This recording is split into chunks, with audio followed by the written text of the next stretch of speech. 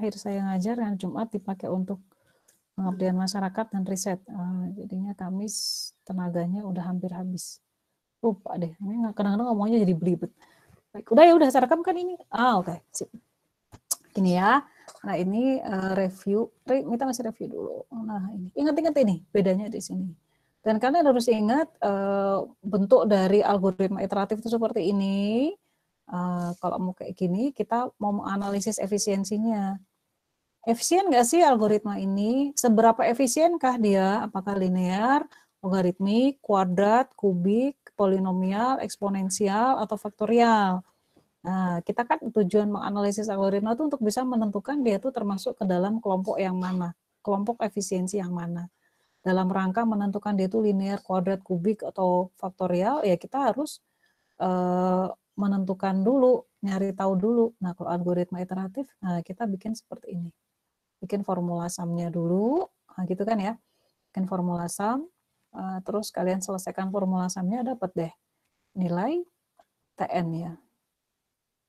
Oh, saya pakai huruf kecil. Kalian belum dikenalkan huruf kecil gini ya, TN-nya berapa? TN itu apa sih? Kompleksitas waktu, Bu. Ya, kompleksitas waktu itu merepresentasikan apa? Ini ya, kalian harus ingat-ingat ini. Karena mata kuliah kita dari awal itu isinya cuma ini doang. Kalau kalian renungkan kembali, selain correctness proof ya, yang kemarin UTS. Mata kuliah kita itu isinya ini nih. Kompleksitas waktu, TN. Di mana pada dasarnya TN itu adalah menghitung jumlah operasi dasar. Udah itu aja. Jumlah operasi dasar dalam input size N. Gitu ya. Gitu aja. Nah, kalau di algoritma iteratif, di pekan lalu, jumlah operasi dasar yang dieksekusi itu, atau TN-nya itu, direpresentasikan dengan menggunakan formula sum. Ya kan? Ini kan sebenarnya jumlah dari operasi dasar kan. Cuma ini kan bentuknya belum TN ini, masih ada formula sigmanya. Kita kan pengennya TN sesuatu itu kan sama dengan ini. Tapi kita dapatkan dari formula sum. Gitu ya, itu inti dari kuliah minggu lalu. Nah, kuliah hari ini, saya stop share. Kuliah hari ini kita akan membahas tentang temennya. Temennya yang minggu lalu. Oh, ini dia.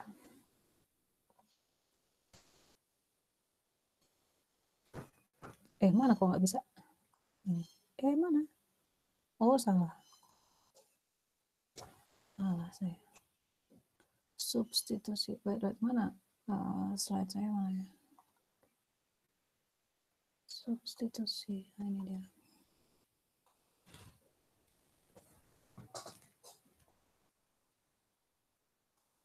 Terlihat slide-nya? Belum saya share ya. Wait, saya share dulu.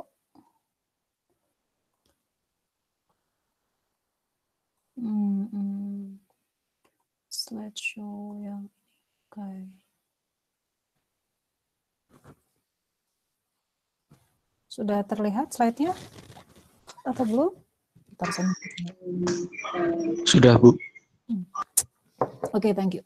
Sebentar kok. Ini slide nomor berapa? Kaget kan lihat angka kayak gitu?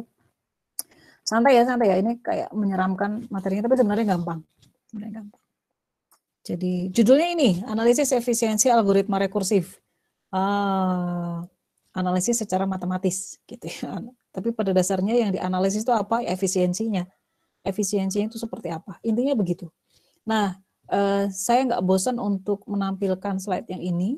Pada dasarnya kalau kita ngomongin efisiensi dari algoritma, maka nggak bisa lepas dari TN atau kompleksitas waktu. Karena efisiensi algoritma yang kita pelajari di mata kuliah ini hanya efisiensi dari sisi waktu, running time ya, seringnya istilah populernya, bukan efisiensi memori. Seperti itu. Nah, kalau kita ngomongin efisiensi waktu atau kompleksitas waktu, itu pasti nggak bisa lepas dari yang namanya basic operation atau operasi dasar. Itu aja tuh.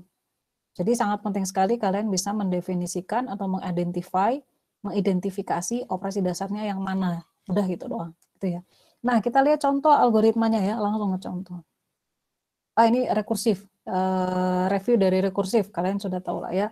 Rekursif ini nggak bisa kita tinggalkan karena banyak digunakan di berbagai algoritma. Terus fungsi rekursif ini didefinisikan sebagai fungsi di mana fungsi evaluasi untuk suatu input XI memerlukan evaluasi atas dirinya sendiri, atas fungsi dirinya sendiri untuk input XJ yang lain. Contohnya untuk faktorial tuh dia di dalam kodenya akan memanggil fungsi faktorial. Nah ini dari awal kuliah kalian sudah melihat bentuk-bentuk algoritma rekursif ini ya, udah nggak asing lagi. Nah ini yang slide-nya simple, slide ini simple, tapi ini adalah kunci dari materi kita hari ini. Ingat-ingat aja bahwa kompleksitas waktu atau efisiensi dari algoritma rekursif itu dapat kita representasikan menggunakan persamaan rekurens. Udah, itu doang. Nah, selesaikan persamaan rekurens tersebut, maka kalian akan mendapatkan kompleksitas waktu. Udah, itu inti dari kuliah kita hari ini cuma itu. Pertanyaan yang mungkin muncul di kalian adalah, atau kalian bertanya-tanya, gimana cara mendapatkan persamaan rekurens dari suatu algoritma rekursif gitu kan, satu. Dan kedua, kalau udah dapat rekurensnya, lalu gimana caranya mendapatkan kompleksitas waktunya? Udah harusnya dua pertanyaan itu muncul, udah itu doang. Gitu ya, simpel ya kuliah kita hari ini. Yuk kita lihat. Ini contoh algoritma rekursif untuk fungsi faktorial. Nah, simbolnya F saja supaya gampang ya, supaya singkat. Ini ada F n-1 di bagian else yang menandakan pemanggilan fungsi faktorial untuk n-1. Seperti itu. Nah, di situ saya tuliskan input size-nya untuk algoritma faktorial ini adalah n, bilangan faktorial. Saya kasih lihat, faktorial itu seperti apa sih Bu? Bisa ada yang lupa. N faktorial itu artinya 1 kali 2 kali 3 kali n min 1 kali n gini ya. Jadi kalau ada 3 faktorial ya 1 kali 2 kali 3 gitu ya. Sama dengan titik-titik kalian hitung sendiri. Nah, basic operation-nya sama seperti yang sudah-sudah, selalu lihat lagi algoritmanya. Kalau kita lihat di sini, saya hapus dulu. Kalau kita lihat di algoritmanya, maka basic operation yang paling terlihat jelas adalah perkalian nih di sini. Ini pasti dieksekusi kan? Ini pasti dieksekusi tuh.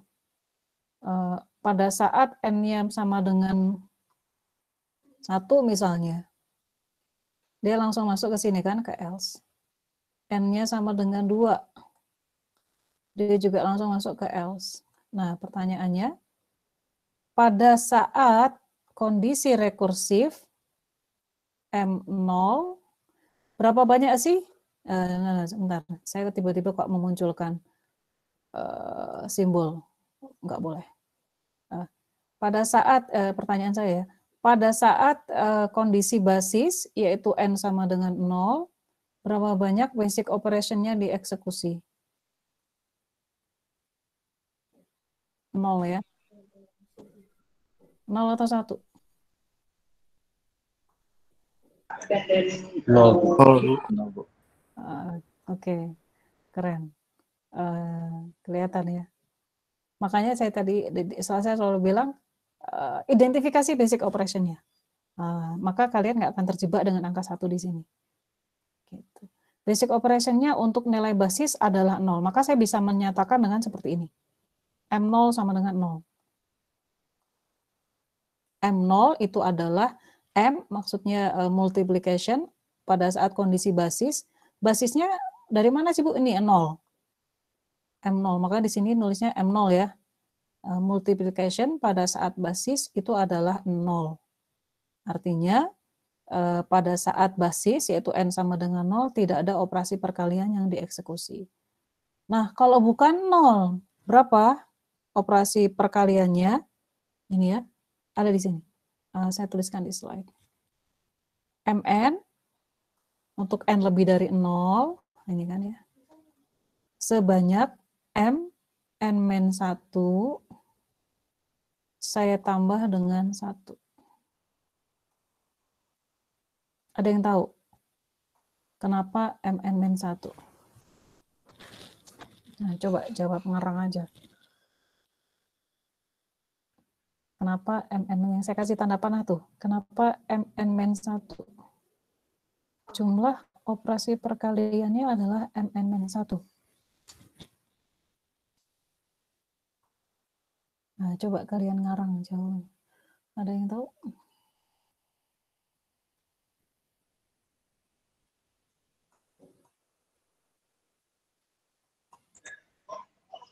Izin jawab, Bu. Yuk.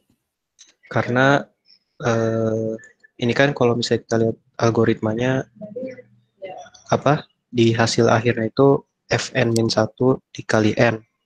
Nah, jadi kalau kita lihat di sini multi yang satunya itu kan dari N.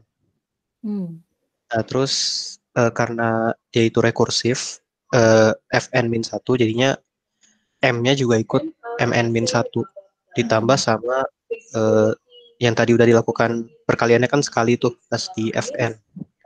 Nanti selanjutnya bakal Fn-1, Fn-2 sampai N-nya itu sama dengan 0.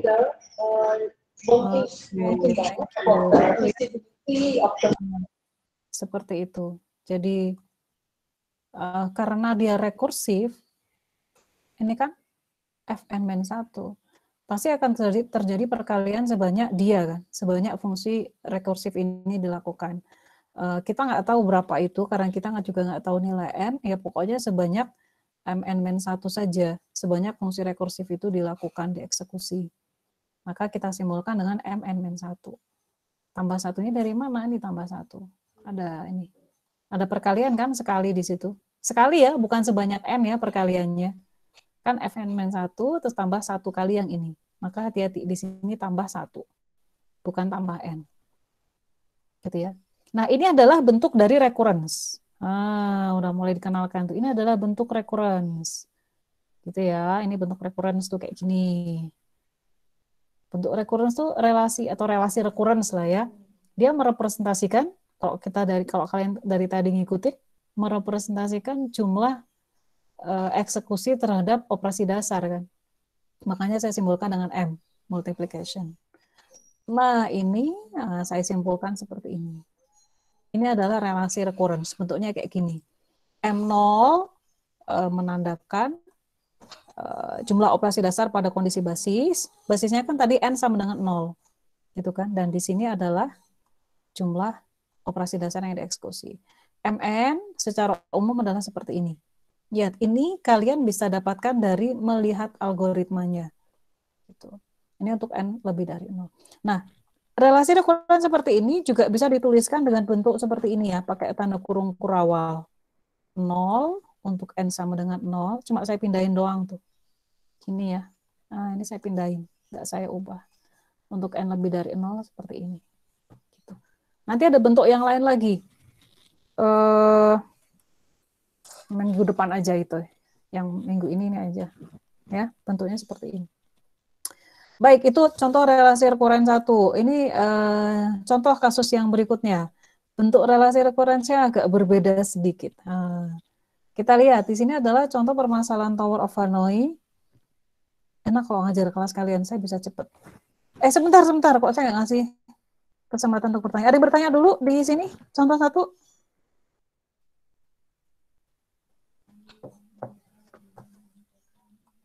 Nggak ada ya?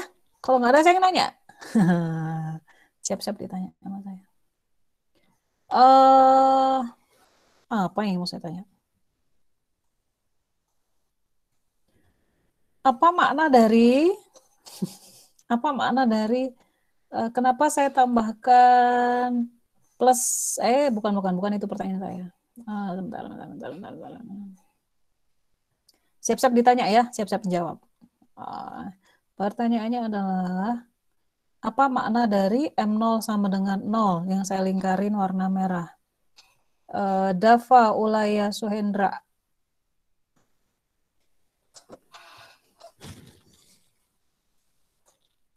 Pas, nggak ada. Bima Mahardika, jawabannya apa Bima?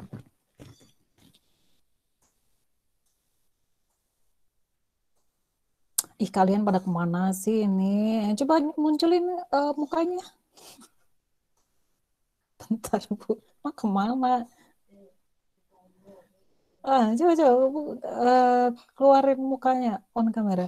Nanti ada wacana di semester genap itu Mendikbud sudah memperbolehkan kuliah sekolah ya, sekolah dibuka lagi. Sekolah sih bukan kuliah. Yang belum, saya belum pakai make up, Bu.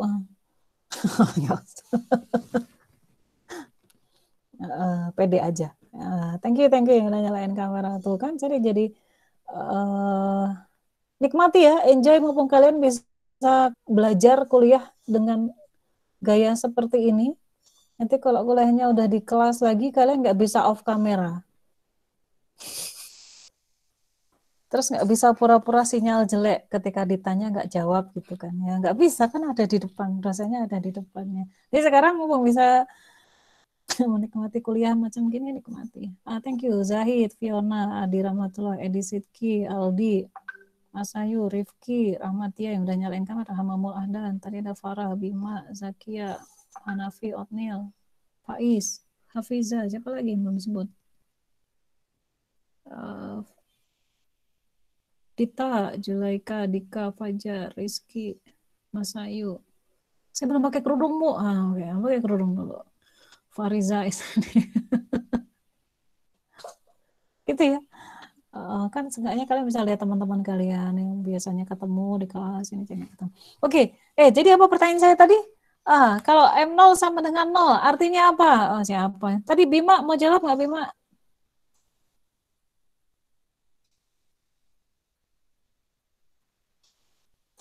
Oke. Yang lain, Fariza Ihsani. M0 sama dengan 0 maksudnya apa?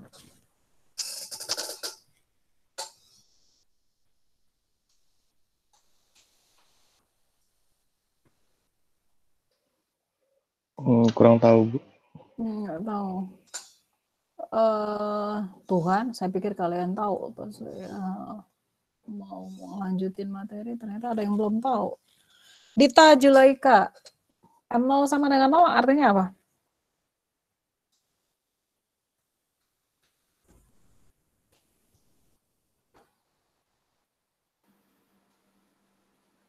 Perasaan tadi ada Dita. Ada Bu. Nggak tahu. Kalian dari tadi kemana aja? Please deh. Farah. Apa Farah jawabannya M0 sama dengan 0? Maksudnya apa? Jadi kan itu kondisi basis Bu. Kan basis operationnya perkalian. Nah dia ada di L, sedangkan basisnya di if. Jadinya dia nggak masuk L. Saya ngerti maksudnya. Jadinya kita hitungnya 0. Kenapa nilainya 0? Kenapa M0 sama dengan 0? Bukan 1, bukan 2.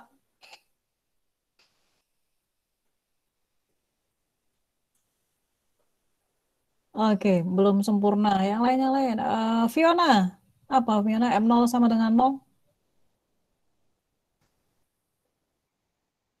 Kalau dilihat dari algoritma tadi itu, di saat kondisi basisnya itu 0, dia langsung return 1, jadi hasil nilai dari M0 itu 0. Separuh benar jawabannya, belum sepenuhnya benar. Hafiza, M0 sama belibet kamu. M0 sama dengan 0 maksudnya apa?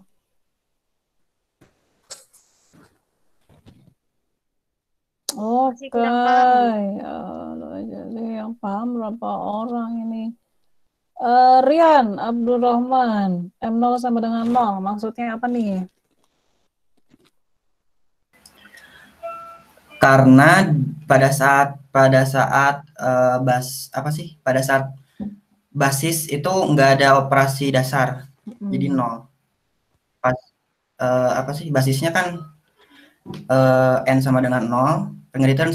Nah itu nggak ada perkalian, jadi 0. Oke, thank you. Benar ya jawaban Rian. Jadi fokus ke operasi dasar. Jadi saya tadi menekankan pentingnya mengidentifikasi operasi dasar yang ada di algoritma itu. Tentukan dulu operasi dasarnya apa. Operasi dasarnya adalah perkalian, nah, ya kan, perkalian. Nah ini nih. Untuk bisa membangun operasi recurrence, identifikasi dulu operasi dasarnya itu apa. Kemudian bangun relasi recurrence-nya. Relasi recurrence itu namanya juga recurrence kan, pasti ada kondisi untuk basis, nah ada pada kondisi untuk recurrence-nya. Nah, pada kondisi basis, lihat basisnya adalah 0, n sama dengan 0. Maka saya menuliskan m 0, m tanda kurung 0.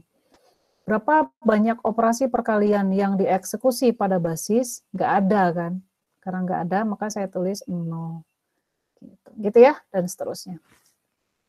Udah ya, untung kadang saya kalau kecepatan itu lupa untuk berhenti dan nanya, ngecek. Nah, habis ini saya akan cek-cek lagi. Baik, kasus kedua. Kasus kedua. Ini adalah Tower of Hanoi, Menara Hanoi. Ini ngapain sih problemnya? Problemnya itu gini. Ada 3 buah tiang. Di tiang 1 ada sejumlah n piringan. Anggaplah piringannya ini ada n. 1, 2, 3, 4, 5. Kebetulan di sini ada 6 ya. Tapi anggaplah ada n piringan. Tujuannya adalah memindahkan piringan dari 1 ke 3. Udah itu doang. Syaratnya adalah dilarang meletakkan piringan besar di atas piringan kecil. Nggak boleh. Pokoknya harus urut aja. Dari kecil ke besar, dari atas ke bawah kayak gitu. Nah, terus hanya dapat memindahkan 1 piringan pada 1 waktu. Gini. Gini ya, problemnya cuma ini doang. Kira-kira Tower of Hanoi ini kalau di dunia nyata di mana sih dipakainya? Di mana kira-kira? Pernah lihat itu nggak terminal peti kemas yang di pelabuhan? Peti kemas itu kan ukurannya macam-macam, ada yang kecil, ada yang gede gitu kan. Maka dihindari untuk meletakkan peti kemas yang besar di atas yang kecil. Bisa jadi yang besar kan isinya berat, yang kecil itu isinya kecil, jadi penyok kan gitu. Jadi ini adalah representasi dari kasus di dunia nyata, tapi dibuat sederhana. Gitu. Baik, nah solusi secara rekursif untuk permasalahan Tower of Hanoi ini, nah kalau rekursif kita pasti punya basis kan. Kalau n-nya 1, n-nya cuma 1 kayak gini, piringannya cuma 1, apa yang dilakukan? Pindahin aja langsung ke 3 kan? Pindahin langsung ke 3. Tapi kalau n-nya banyak, n lebih dari 1, solusi rekursifnya adalah seperti ini. Saya pakai nomor ya biar gampang. Pindahin n-1 dari 1 ke 2. Pindahin dulu n-1. Ini nih. Kalau kalian lihat representasi gambarnya di nomor 2 ini kan dia lebih pendek nih. Ini adalah n-1.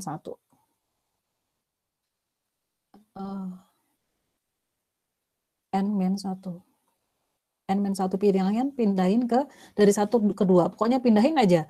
Entah gimana caranya N-1 piringan pindahin ke 2 dengan menggunakan 3 sebagai perantara.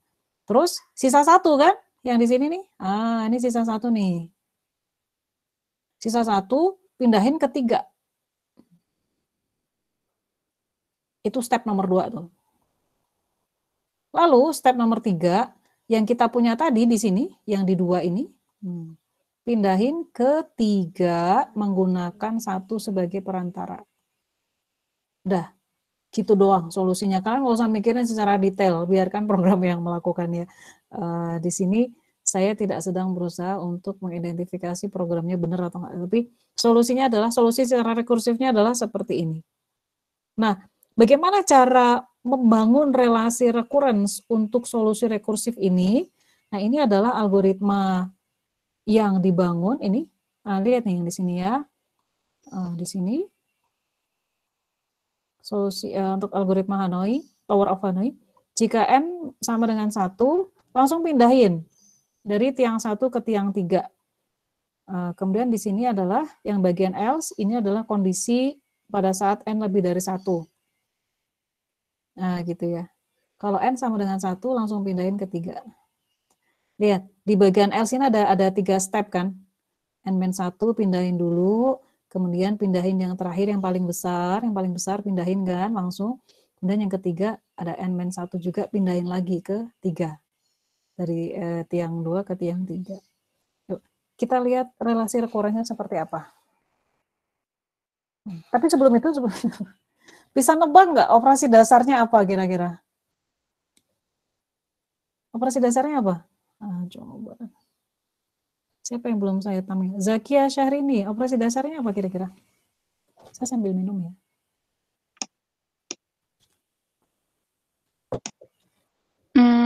Kurang tahu Bu, bisa bingung.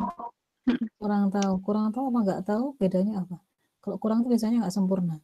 Kalau nggak tahu sama sekali. Tapi orang Indonesia suka pakai kurang tahu. Sementara bahasa Inggris itu kan I don't understand sama understand kan, cuma dua pilihannya. Oke lah. Zahid Atallah atau Atallah. Operasi dasarnya apa? Operasi dasarnya yang sama dengan itu apa ya? Yang mana tuh operasi dasarnya? Salah nggak apa-apa ya, nggak usah takut. Yang N sama dengan 1 kan, Bu? Operasi dasar untuk semuanya. Operasi dasar berlaku untuk semuanya dong. Pas. Pas. Windu, Firman Syah, yang mana Windu ini?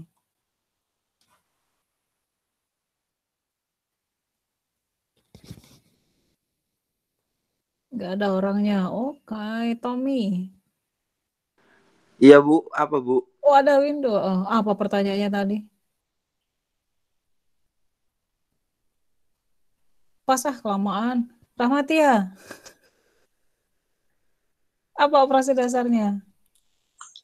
Perbandingan bukan Bu? Bukan. Raffi Iza, operasi dasarnya apa? Penting ya mengidentifikasi operasi perbandingan. Raffi, apa operasi dasarnya? Panggil prosedurnya kembali itu, Bu. Bukan. Wah, siapa sih? Oke lah, siapa yang mau jawab? Kelamaan saya manggil satu-satu. Operasi dasarnya apa ini? Saya, Bu. Apa? Farah, apa Farah? Perpindahan dari tiang 1 ke tiang 2, Bu. Perpindahan. Nggak usah pakai tiang, perpindahan. Karena operasi perpindahannya kan bisa dari tiang 1 ke tiang 2, tiang 1 ke tiang 3, atau dari tiang 2 ke tiang 3.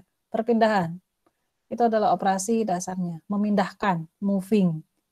Elemen ke elemen dari satu tiang ke tiang lain. Nah, kalau kalian sudah tahu operasi dasarnya, maka gampang saja kan, kalau kayak gitu, pada saat basis, ini dia.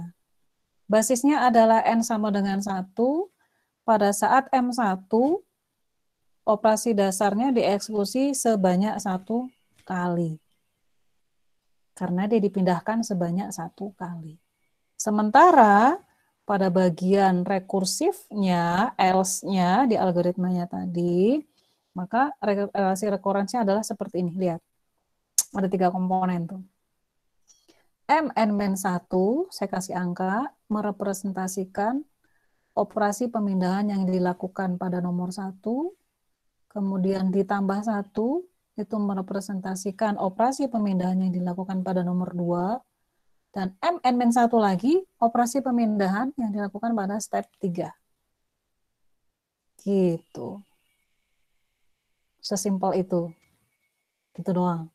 Ini adalah relasi recurrence-nya.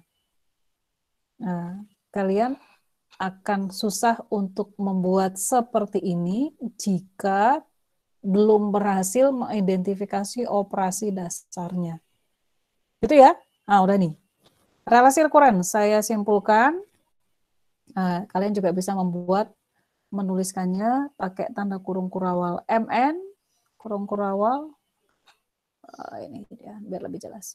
1 untuk N sama dengan 1, dan 2 M, N-1 tambah 1 untuk N lebih dari 1. Gitu. Disuruh sesuatu sama mama. Dita lucu banget.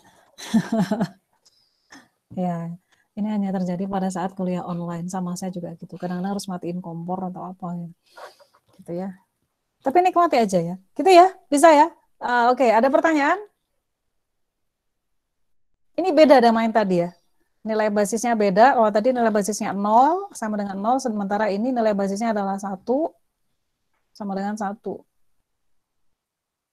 Kalau nggak ada pertanyaan, saya ingin nanya loh. Saya nanya ya, oke. Saya hapus dulu. Dengarkan pertanyaannya baik-baik. Angka 1 yang saya lingkari ini merepresentasikan apa? Saya tanya siapa ya? Denny, Ahmad, Sofian.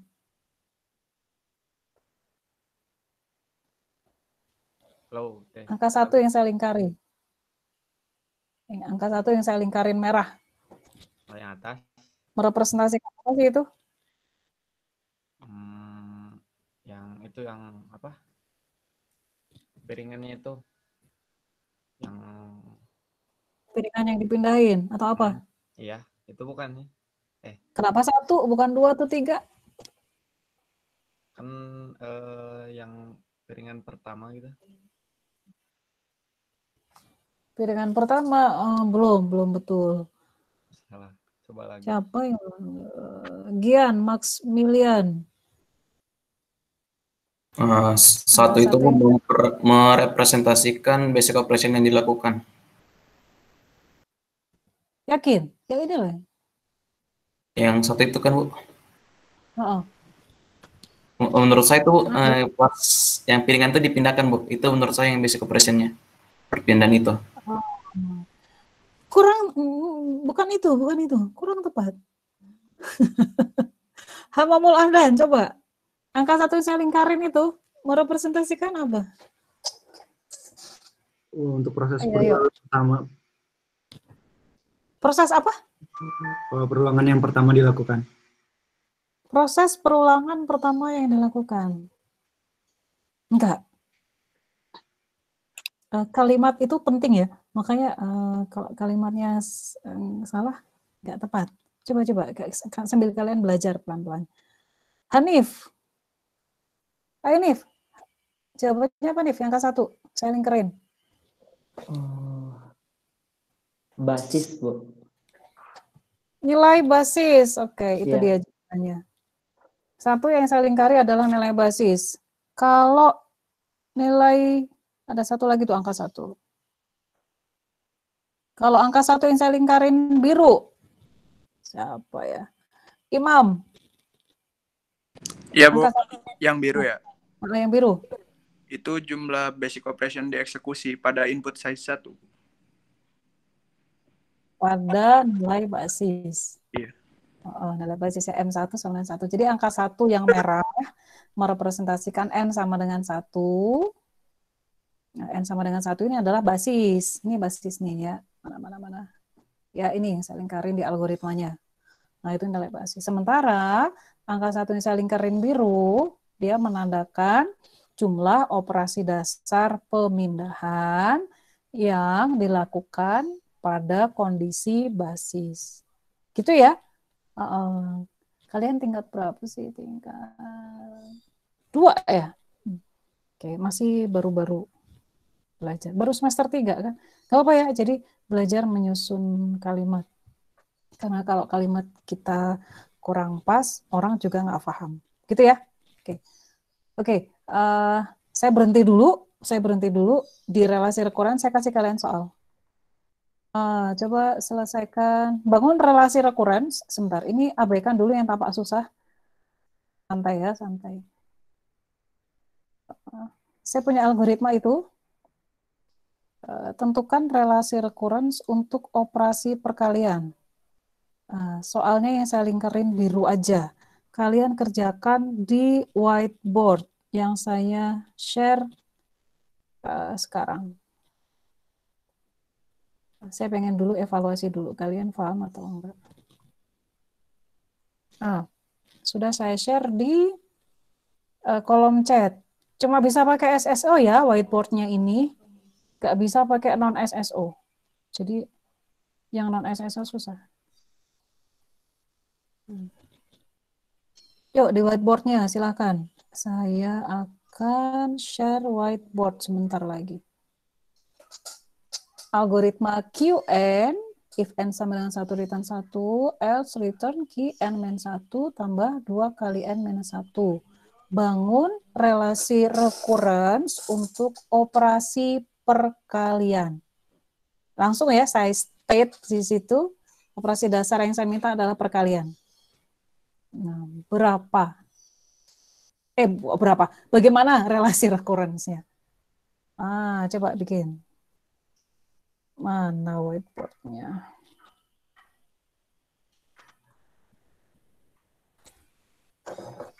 Kerjakan di whiteboard ya. Saya minum dulu.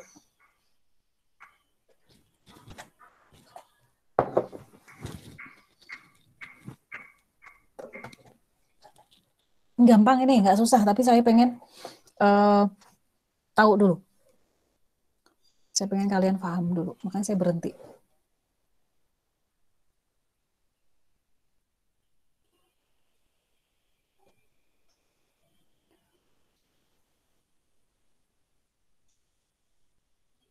Sambil saya setting LMS dulu.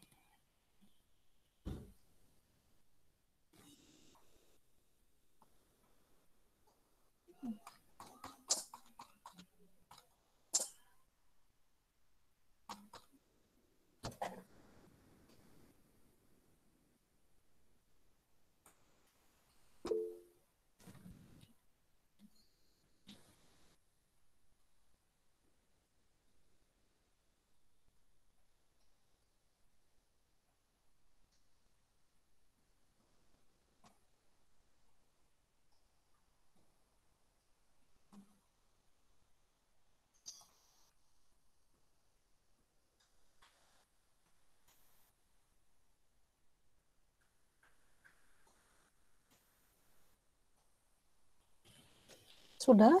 Yuk kita lihat.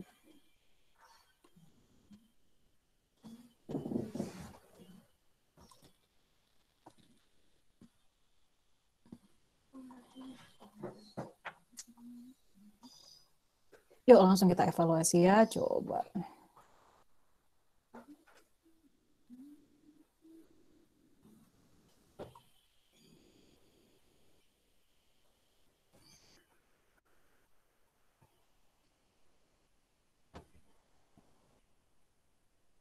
Operasi perkalian. M1, basisnya adalah 1, M1 0, Mn sama dengan Mn-1 plus 1. Oke, betul. Yang ini yang board 2 benar ya. Oke, kalian paham. Ini belum selesai, ini belum selesai. Board berapa ini? Board 8. Bingung kan di sini basisnya? Ayo berapa tuh? 1 atau 0? 1 lah basisnya. Kan N sama dengan 1 ya. Oke, sampai sekarang kalian jadi tahu. Oke, relasi recurrence. Kalian pakai simbol Q, boleh lah. Sebenarnya simbol ini tuh merepresentasikan jenis operasi dasarnya.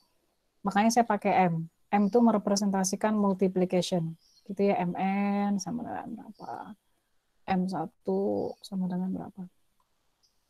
M1 sama dengan 0, Mn. Oke, ini benar. Board berapa ini? Board 8 benar. Board ini belum selesai. Oke, ini masih tertatih-tatih. Oh iya, bingung kan? Board 11. Oke, benar. M1 ini baru separuh nih, M1 0, belum selesai. Ini belum selesai juga. Ada plus satunya. Ini bukan 1. Ini kan kejebakan. Kan saya bilang, nilai di sini adalah jumlah operasi dasar yang dieksekusi. Coba lihat board 14 ya. Ini kebetulan anonim, jadi gak ketahuan siapa yang salah. Tapi bagi yang ngerasa salah, ini jadikan pelajaran yang jangan sampai salah lagi. Lihat, bagian yang di sini, yang saya kasih tanda panah ini adalah jumlah operasi dasar. Pada saat basisnya 1, berapa banyak operasi perkalian dieksekusi di situ? Nggak ada. Nggak ada kan?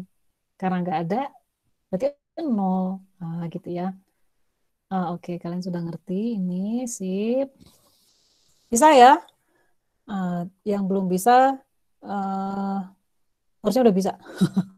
Maksa saya. Ini belum selesai.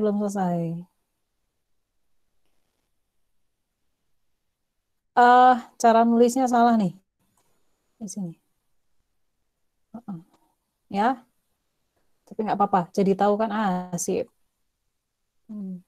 Bener ya. Bisa ya? Nah, kalau udah bisa saya lanjut.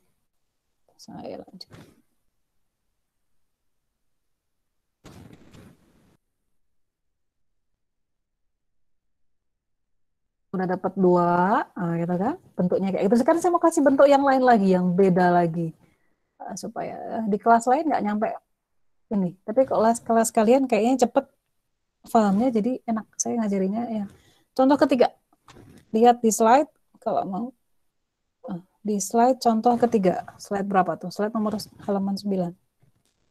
Di kelas lain, saya ngajar 3 kelas. Nah, di kelas kalian udah nyampe situ. Kelas lain enggak. Kelas kalian cepat soalnya. Senang saya. Kalau disuruh ngerjain di whiteboard, banyak yang ngerjain. Kalau ada kelas lain itu cuma 1 yang ngerjain. Aduh, saya kan nggak bisa maksa. Thank you ya atas partisipasinya. Jadi saya ngerti itu, berapa banyak yang ngerti, berapa banyak yang nggak ngerti. Nah, kalau kalian ngerjain di whiteboard kayak tadi kan saya jadi tahu. Kalau kalian diem aja nggak ngerjain, kan saya nggak tahu kalian itu ngerti atau nggak.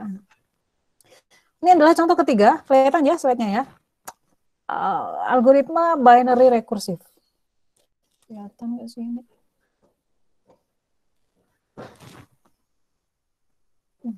Ngapain sih binary rekursif ini? Dia ngapain ini nih? Ngitung jumlah digit biner untuk suatu bilangan desimal. Contoh. Saya kehilangan mouse sebentar. Ini deh. Contoh n sama dengan 3. Representasi binernya gimana? 1, 1. Berapa jumlah digit binernya?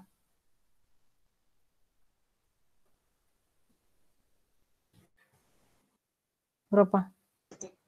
2, Bu. Tomorrow is 2, Bu. 2 ya? 2.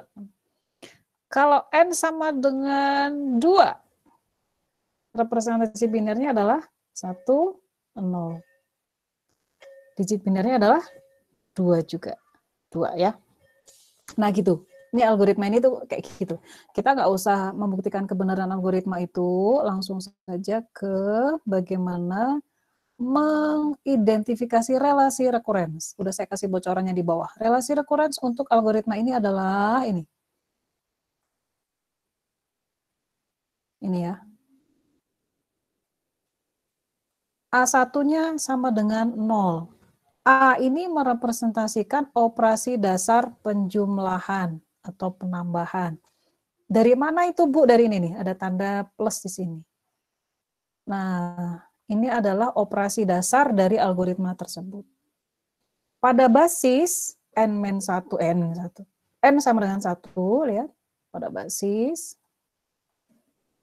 ini ya, tidak ada operasi penjumlahan atau penambahan, maka nilainya adalah 0. Gampang ya, gampang difahami ya. Sementara pada bagian rekursifnya ini, ini di sini, operasi penjumlahan yang dilakukan itu sebanyak A n per 2 yang diflorkan ditambah 1. Lihat, di sini kita benar-benar ngikutin yang ini. Kalau di situ n-1 ya n-1, kalau di situ n per 2 ya n per 2. Gitu ya, ini beda bentuknya. Ini adalah relasi rekurens untuk binary rekursif. Segampang itu ya.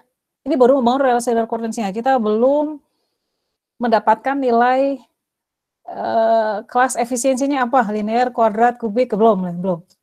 Nah, ini kan kunci ya. Relasi rekurens adalah kunci. Nah, ini resume relasi rekurens untuk 3 contoh kasus yang kalian pelajari. Nah, bentuknya beda-beda tuh. Ini untuk faktorial, bentuknya seperti ini. Untuk Tower of Hanoi, bentuknya seperti ini. Binary recursive, bentuknya seperti ini. Ini kan penuh dengan rumus ya.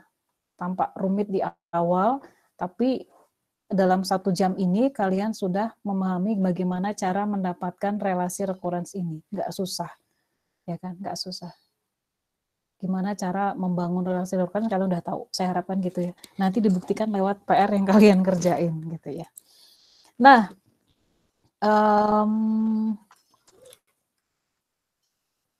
kalau kalian lihat di LMS itu judul topiknya adalah analisis matematis.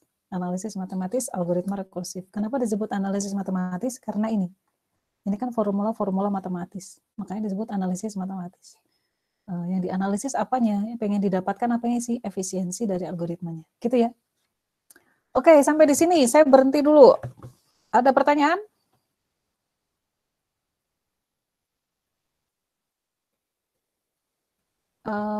Kalau nggak ada, saya maju lagi. Saya lanjut. Abaikan dulu, salah saya. Harusnya slide tadi nggak usah ada dulu. Nanti saya akan ulang itu di pekan depan. Ini adalah sebenarnya yang kalian lakukan dari tadi. Langkah-langkah umum dalam mendapatkan efisiensi dari algoritma rekursif. Ada 5 langkah. Sama ya kayak yang iteratif kemarin, minggu lalu. Ada input size-nya apa, ada basic operation yang harus diidentifikasi, kemudian berapa kali basic operation itu dieksekusi, gitu kan. Terus bangun relasi recurrence. Udah ya tadi ya? Nah, tadi udah tuh, bangun relasi recurrence sama initial condition-nya, yang tepat itu apa. Udah ya tadi ya? Jadi kalian tuh sudah sampai tahap keempat, tanpa kalian sadari. Nah, sekarang kita akan masuk ke langkah kelima. Gitu. Bisa ya, saya lanjutin ya? Bisa ya? Oke, kita lanjut. Tapi sebelum itu, untuk langkah kelima ini ada macam-macam caranya. Ada 3 macam. Ada 3 macam. Yang kita pelajari cuma ini, yang saya kotakin merah, substitusi aja. Hari ini cukup satu dulu. Yang lain minggu depan. Gitu ya. Contoh ini. Kita mulai masuk ke sini.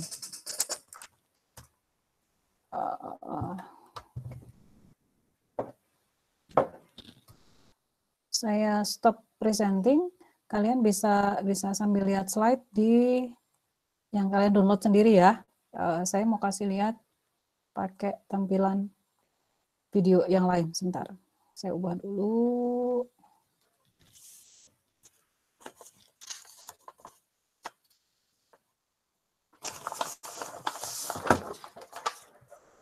Kelihatan ya?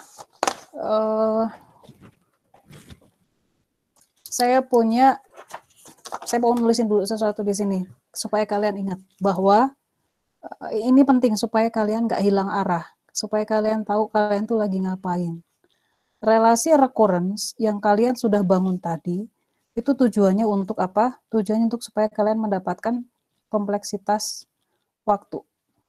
Ini harus diingat-ingat. Jadi ngapain sih Bu susah-susah nyari relasi recurrence? Tujuannya ini. Ngapain sih Bu kita ngitung kompleksitas waktu? Tujuannya untuk tahu efisiensi dari algoritma. Efisiensi. Efisiensi benar. Algoritma gitu ya. Yuk kita lihat untuk algoritma faktorial.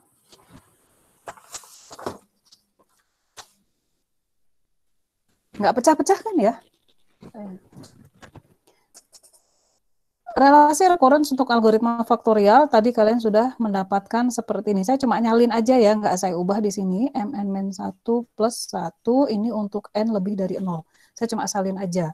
Dengan menggunakan cara substitusi yang kita pelajari hari ini, maka saya itu pengen dapetin kompleksitas waktu kan. Relasi recurrence ini akan saya ubah sedemikian sehingga nanti saya bisa dapat kompleksitas waktunya. Nah, di sini saya punya Mn itu sama dengan Mn1 plus 1. Di sini nih, nggak saya ubah. Terus saya tahu bahwa saya bisa substitusikan, oh kalau kayak gitu, Mn1 itu akan sama dengan Mn2 plus 1. Sebentar.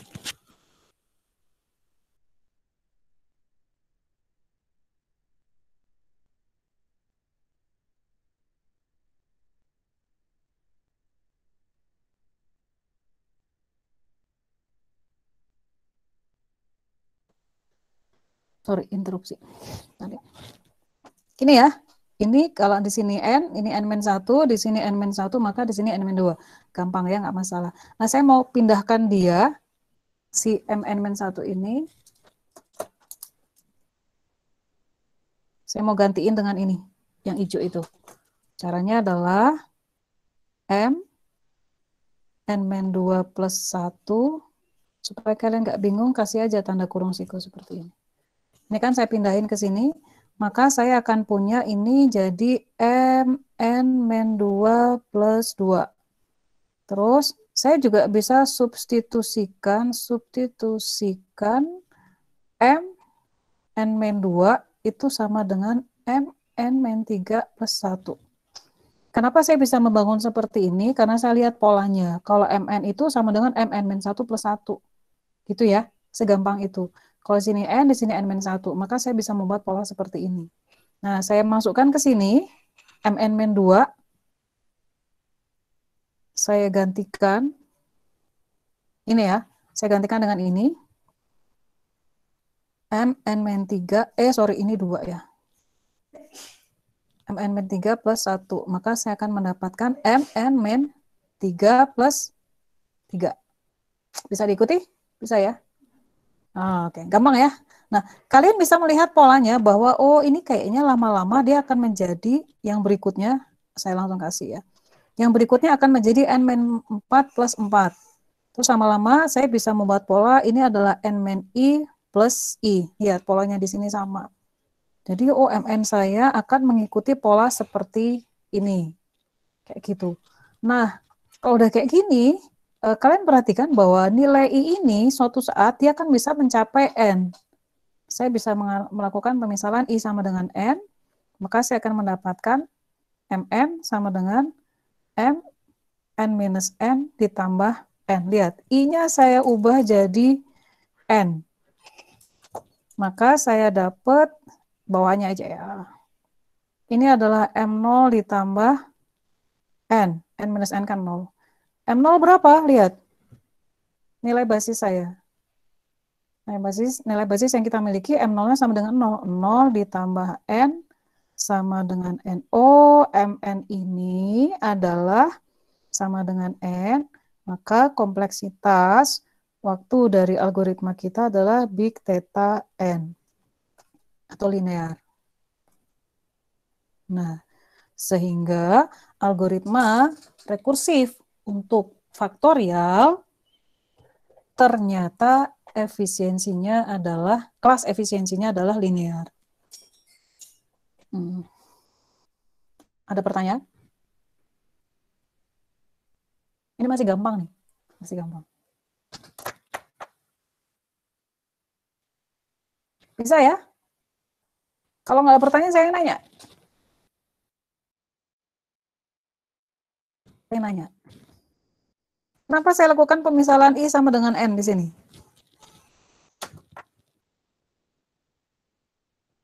Kenapa? Yang saya kotakin merah deh, saya pakai merah deh ya. Kenapa saya lakukan pemisalan I sama dengan N? Ini penting nih.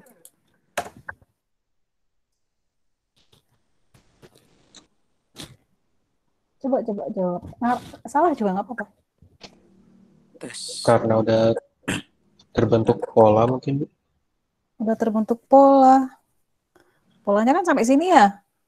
Terus kan di tahap berikutnya saya lakukan I sama dengan N. Kenapa sih I-nya harus sama dengan N? Mau coba jawab. Generalisasi. Siapa? Gantian, oke. Siapa ini? Imam, ayo Imam. Apa Mam?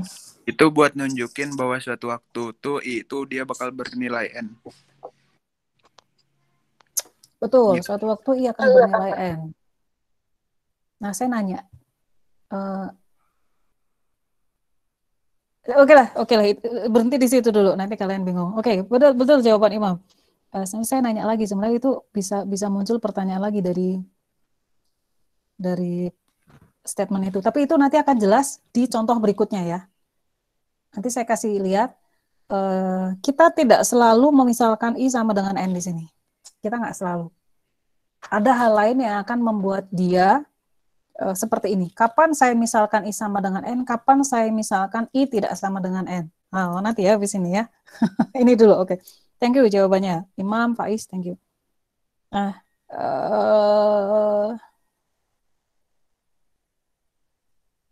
kalian lihat nggak ini bagian ini yang saya kasih kotak merah? Ini kan saya pakai nilai basis ya.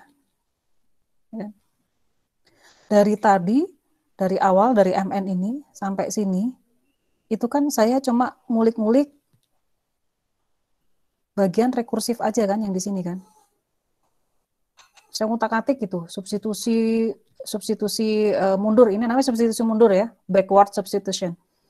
Saya lakukan substitusi mundur, tapi sama sekali saya nggak menyentuh nilai basis. Kan.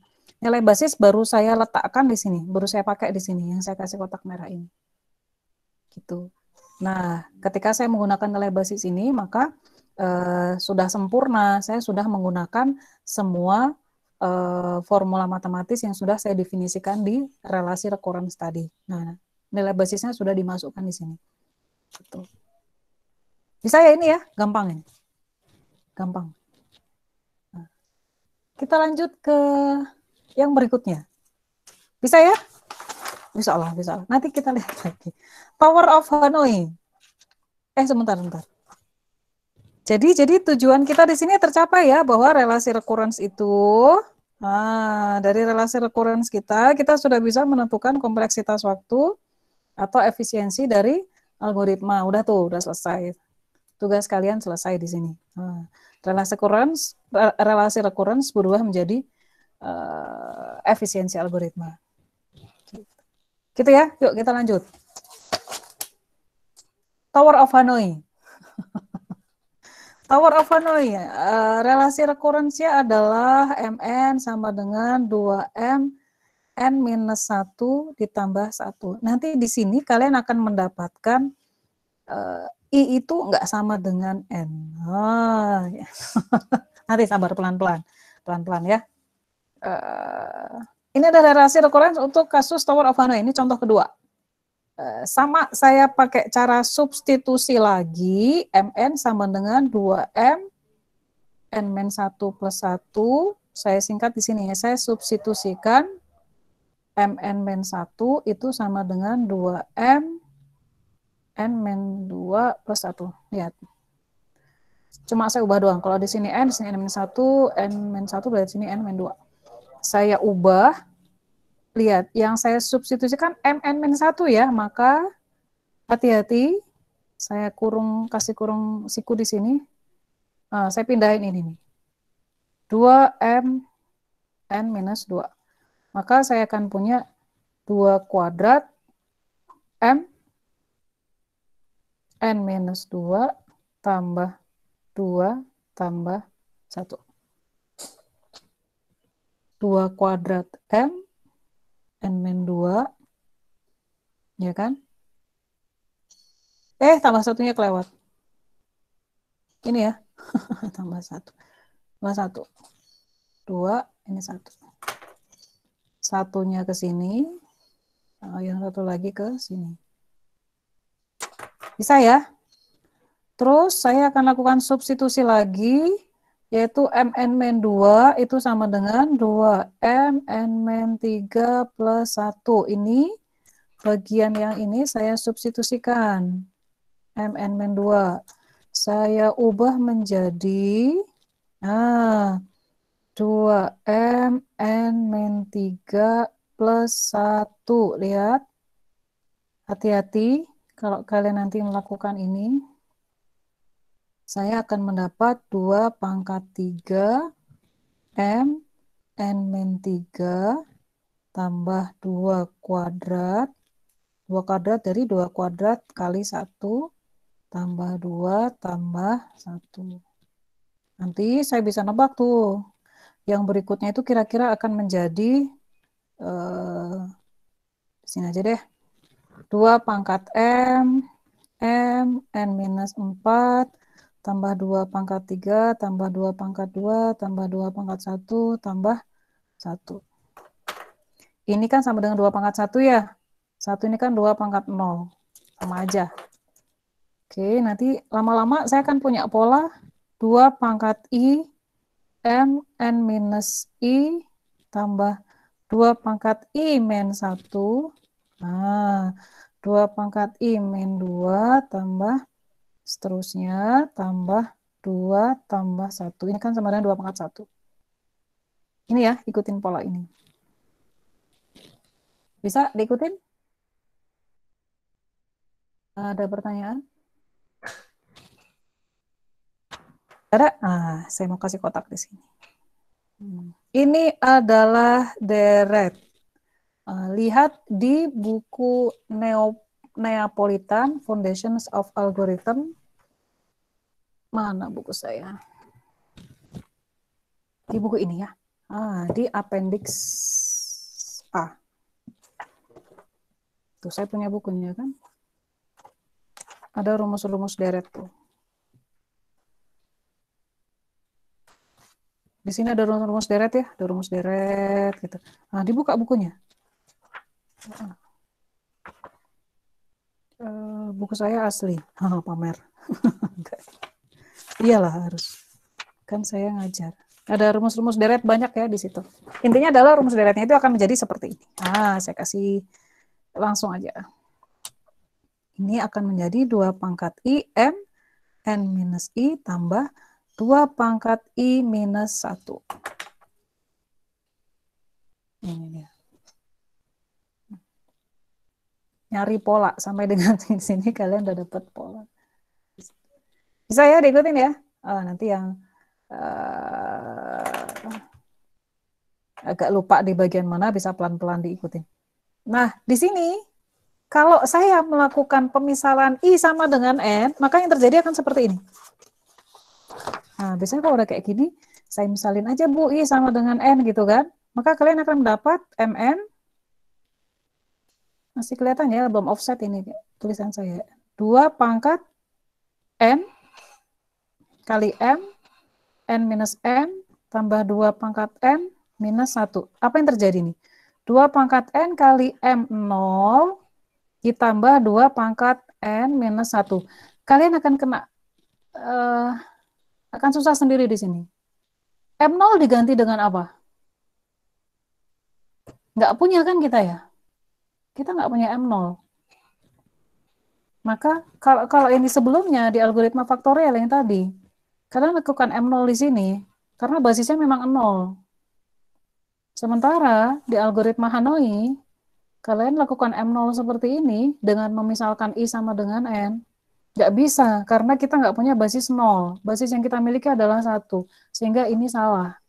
Itu yang membuat saya tadi bilang, kita tidak selalu memisalkan I sama dengan N seperti ini. Oleh karena itu, kita lihat aja di sini.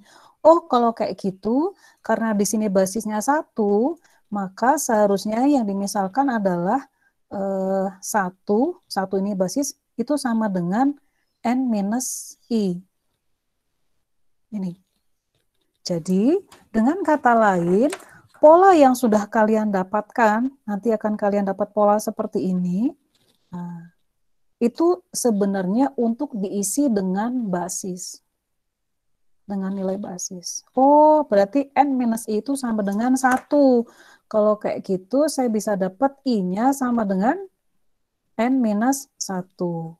Nah, ini dia pola berikutnya terhadap nilai I. Saya bisa lanjutin di sini. Kalau kayak gitu, saya misalkan I sama dengan N minus 1 seperti ini, maka saya akan mendapatkan MN sama dengan 2 pangkat N min 1, 1 ini ya, kali M, kali N minus N min 1, nggak kebayang ngantuknya kalian ngikutin saya nulis kayak gini. Tambah-tambahkan ya, N min 1 minus 1. Berapa tuh? 2 pangkat N min 1, M, ini berapa nih? 1 ya? Di sini dapat tuh 1. Tambah 2 pangkat N min 1 minus 1.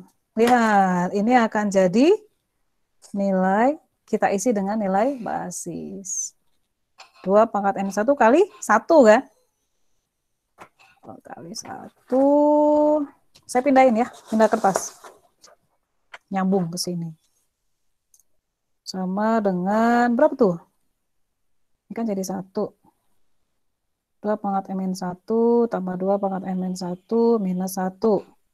Sama dengan 2 pangkat 2 kali 2 pangkat MN1 minus 1.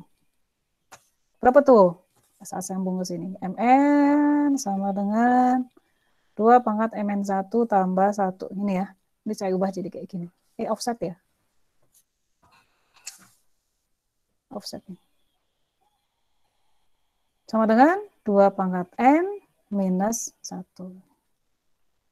Ini adalah MN yang saya dapatkan untuk Tower of Hanoi. Dengan demikian, big theta-nya adalah 2 pangkat N. Nah, ini dia kompleksitas waktu dari algoritma Tower of Hanoi beserta kelas efisiensinya. Eksponensial. Oke, ada pertanyaan? Ini beda sama yang tadi ya. Nah, di sini.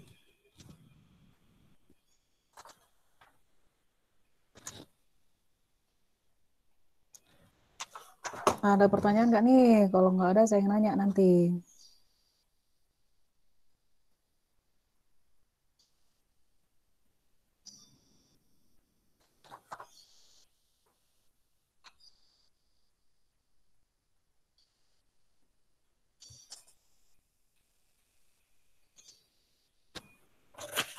Bisa ya? Udah bisa? Kalau udah bisa nanti latihan soal habis ini. Supaya kalian latihan.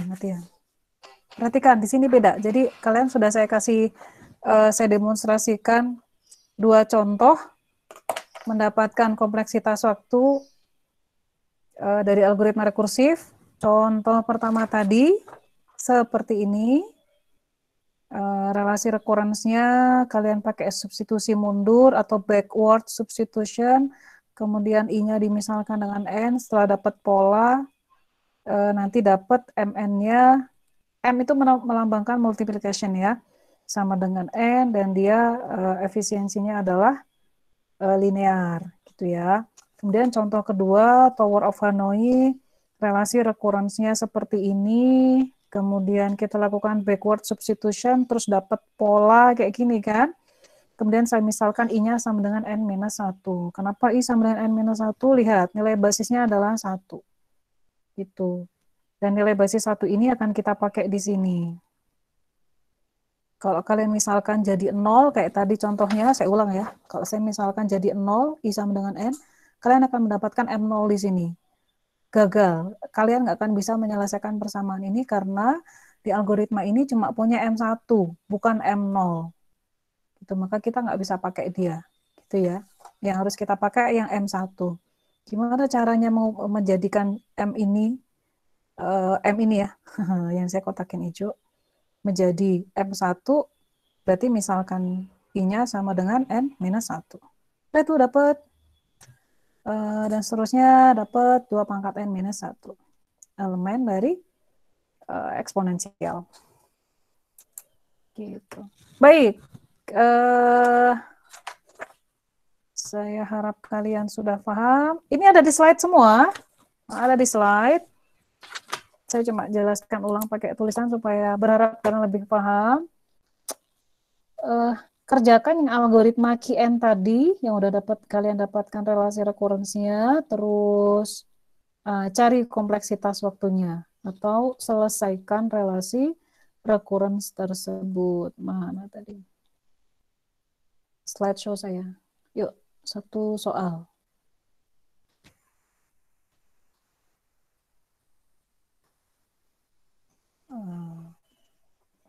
Ada di slide ya.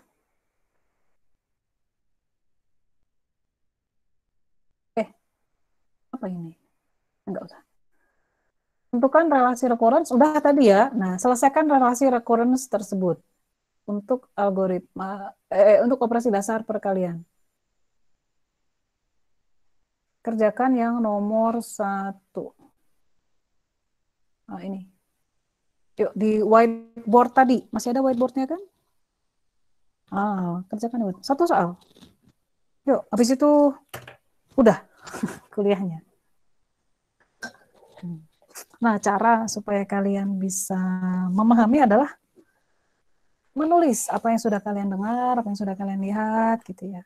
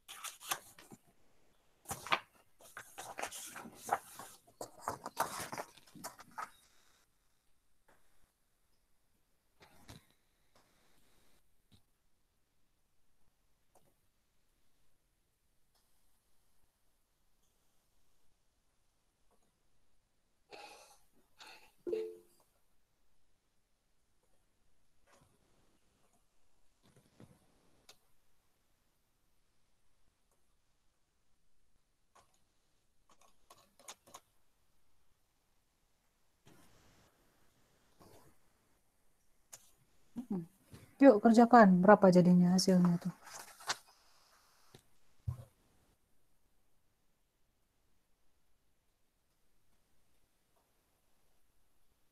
Latihan ya, supaya saya bisa evaluasi.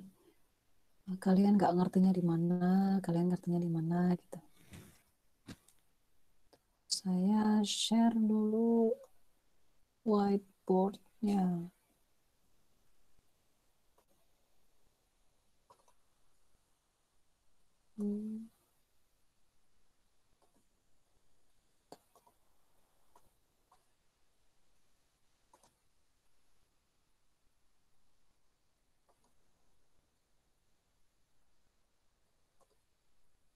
Oke, kalian masih mengerjakan? Sedikit lagi.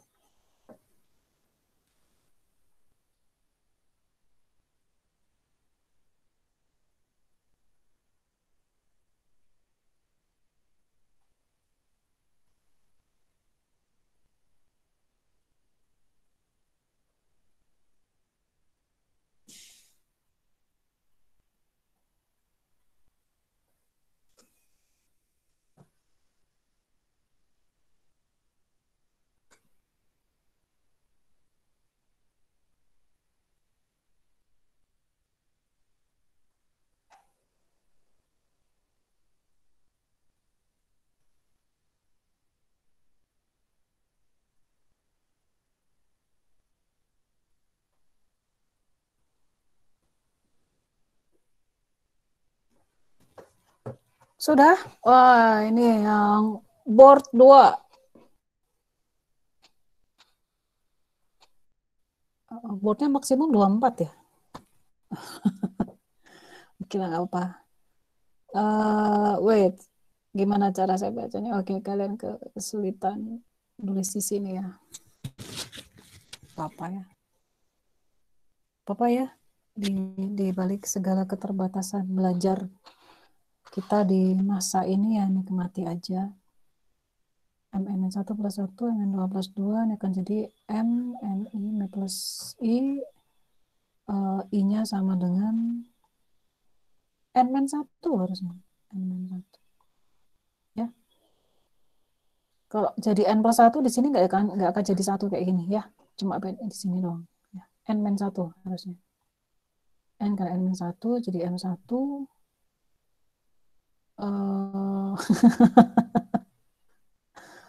Plus I. Jadi ini enggak ya. Ini N-nya enggak. MI. Wait. Kok saya ngapus-ngapus? M1 berapa sih? M1 0 ditambah. Betul ya. Thank you.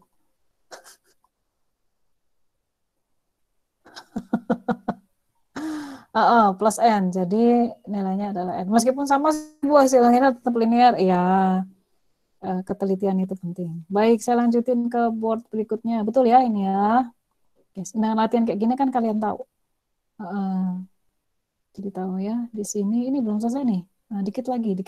Udah lumayan ngerti polanya. Oke. MNI ini ya. Oke, ini pelan-pelan. Oke, ini udah ngerti ya sampai di sini ya, tinggal lanjutin aja nih, ya kan?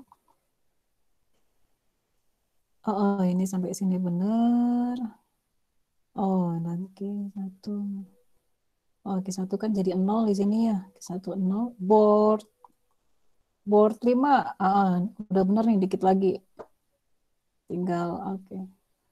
Board 5, bener ya.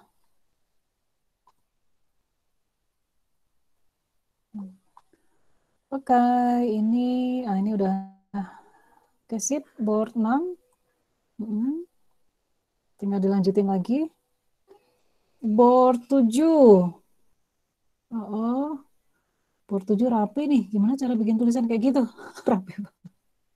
Oke, ini benar, tinggal lanjutin ini ya. Dikit lagi selesai. Ini yang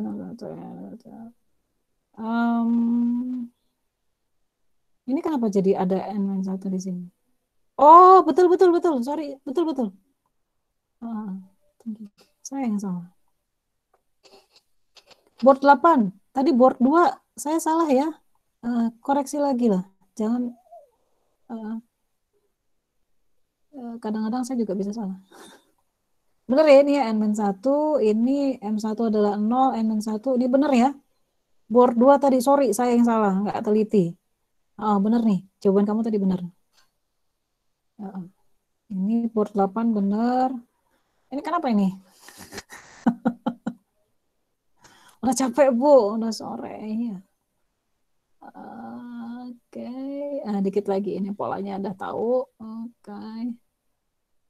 Ini apa maksudnya nih? Board 12. Oke, udah kebayang ya polanya dapet. I sama dengan N-1, betul. Tinggal lanjutin. Tinggal lanjutin ya. Oke. Ini N-nya habis. Mas atau Mbak nih? Bukan N plus N, N minus N ya. Ini plus 1. Kok saya nggak bisa nulis sesuatu di sini. Ini. Ntar jaringan saya memburuk. Saya nggak bisa nulis.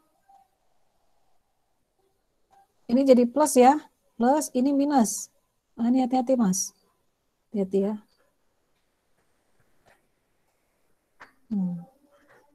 Oke lah. Ngerti ya pokoknya ya. Pokoknya gitulah Bu. Oke, ngerti lah. Sip. Ini oke dapat. Kalian sudah paham? Senang deh saya. Ngerti ya? Ini maksudnya apa nih? Gambar apa? Aduh, kalian lucu-lucu deh. Ini dapat, oke, betul. Polanya adalah, dapat polanya ya. Ini tinggal dilanjutin nih. Oke, dapat ya. Kalian sudah paham lah. Oke, sip. Oke, sip. Oke. Kalian sudah paham, udah ngerti. Bu, maaf Bu. Yo. Saya mau nanya soal yang tadi remedial itu gimana ya Bu? Remedial. Ya, nanti saya post di LMS. Seperti apa mekanisme remedialnya, apa yang harus kalian lakukan untuk remedial gitu ya. Itu untuk CLO 1 berarti ya Bu ya? Untuk CLO 1. CLO 1. Ya. Remedial untuk, pengennya remedial untuk CLO 1 atau untuk UTS aja? CLO 1 boleh Bu. Saya sih pengennya UTS. Karena kalau maksimum nilai remedial itu kan 50 ya. Kalau nilai kuis kalian bagus-bagus, hanya jatuh gara-gara UTS kan sayang. Iya kan? Yep. Nanti tunggu aja kabarnya di LMS ya. Nanti saya posting di situ. Ngerjainnya juga, soalnya akan diposting di situ.